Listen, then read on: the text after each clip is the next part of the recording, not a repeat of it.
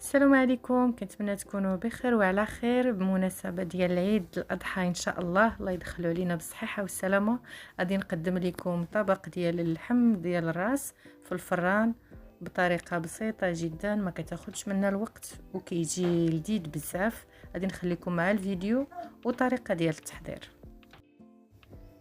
التوابل كنحتاجو الملح، فلفل اسود وتحميره بابريكا وثلاثه ديال الدريسه ديال الثومه مهروسين ومعلقه صغيره ديال الزعتر. كذلك كنحتاجو معلقه كبيره ديال الزبده ومعلقه ديال المطارد.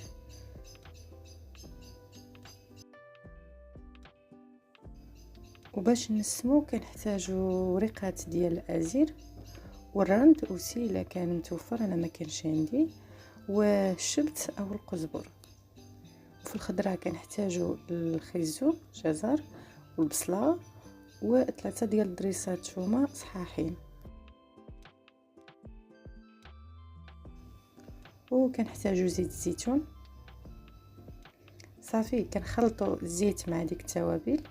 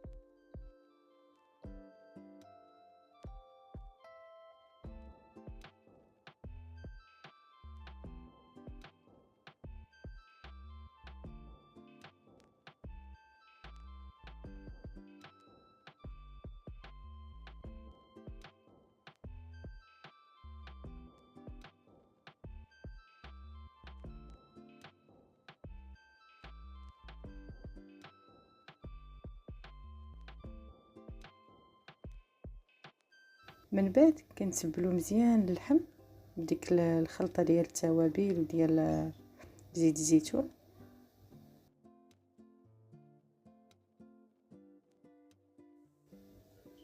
غادي نخليو اللحم ترتاح تقريبا ساعه ونص باش كتدخل فيها مزيان داك التتبيله. وكنجيبو شي صحن كيدخل الفران،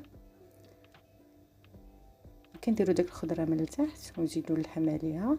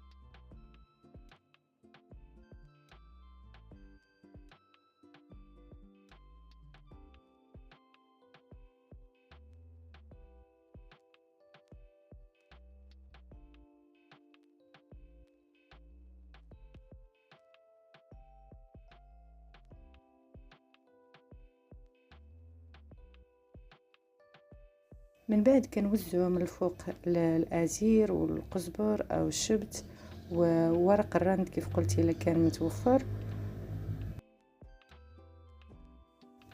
كنجيبو داك الصحن اللي كان فيه ديجا التتبيله وكنديروا المطارد 2 معالق صغارين والقليل من الصوجه، كنخلطو مزيان ونضيفوه فوق اللحم.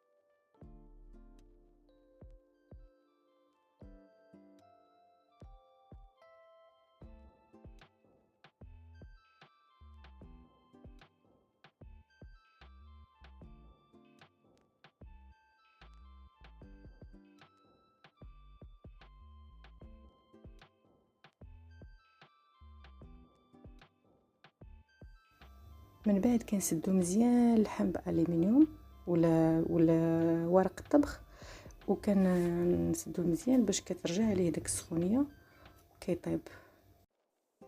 صافي كندخلو الفران من بعد، وكنبقى مره كنراقب حتى كيطيب، وعادي كنخرجو.